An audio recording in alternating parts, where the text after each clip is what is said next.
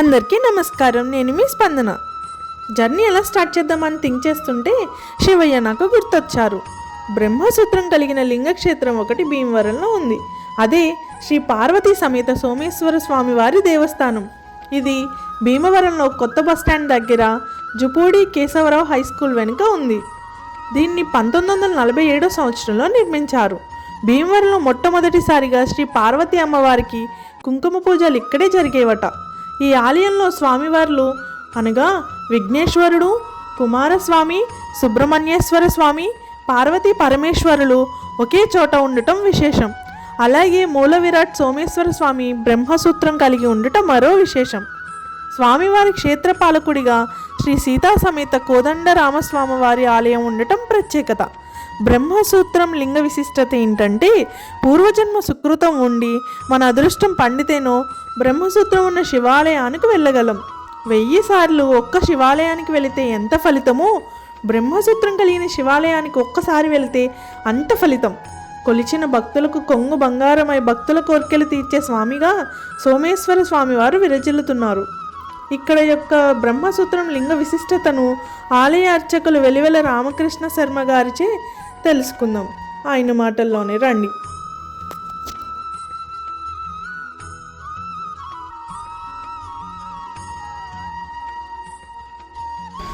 ఓం శ్రీ గురుభ్యో నమః. శ్రీ మహాగణాధిపతయే నమః.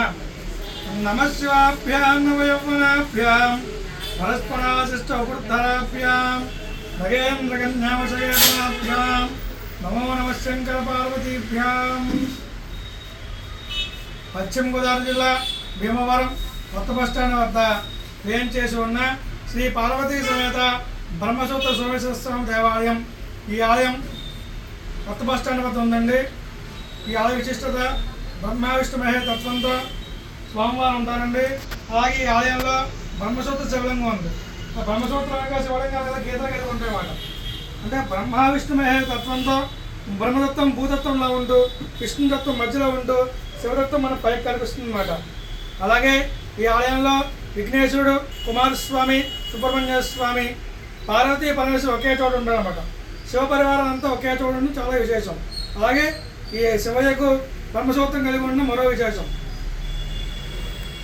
ప్రతి సోమవారం నిత్యాభిషేకాలు, సోమవారం మాస్టర్ అభిషేకాలు, నందీశ అభిషేకాలు జరుగుతాయి. కావున భక్తులందరూ సోమవారం దర్శించి పునీతులు కావాలని కోరుచున్నారు. ఈ ఆలయానికి ఒక్కసారి వస్తే ఎన్నో వేలసార్లు శివాలయం వెళ్తే ఫలితం వస్తుంది. ఈ ఆలయంలో ఏం చేసినా ఓం నమః శివాయ అన్నా, మన ఆర్థికంగా రూపాయి ఉంటే రూపాయి ఖర్చు పెట్టినా ఎన్నో 10 రెట్ల ఫలితాన్ని ఇచ్చే శివలింగం. కావున భక్తులందరూ తప్పనిసరిగా స్వామివారు దర్శించి పునీతులు కావాల్సింది కోరుచున్నాం.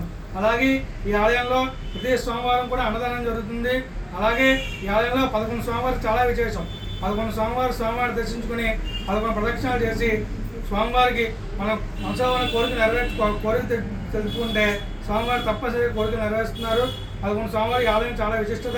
కావున భక్తులను గమనించి స్వామివారు దర్శించి తీర్థప్రసాదం స్వీకరించి స్వామివారి అనుగ్రహం పొందు కోరుచున్నాం. సర్వే జనా సుఖినో భవంతు, సమస్త సన్మంగళాని భవంతు. అదండి ఈ గుడి యొక్క విశిష్టత. ప్రతి సోమవారం ఇక్కడ అన్నదానం జరుగును. 11 సోమవారాలు స్వామివారిని దర్శనం 7 జన్మల పుణ్యఫలం. 11 సోమవారాలు 11 ప్రదక్షిణాలు చేసిన ఎడల భక్తుల కోర్కెలు నెరవేరును. ప్రతి నెల మాస శివరాత్రి మరియు ఆరుద్ర నక్షత్రం రోజున స్వామివారికి అభిషేకములు జరుగును. మరియు అమావాస్య ముందు త్రయోదశికి నందీశ్వర అభిషేకం కూడా జరుగును.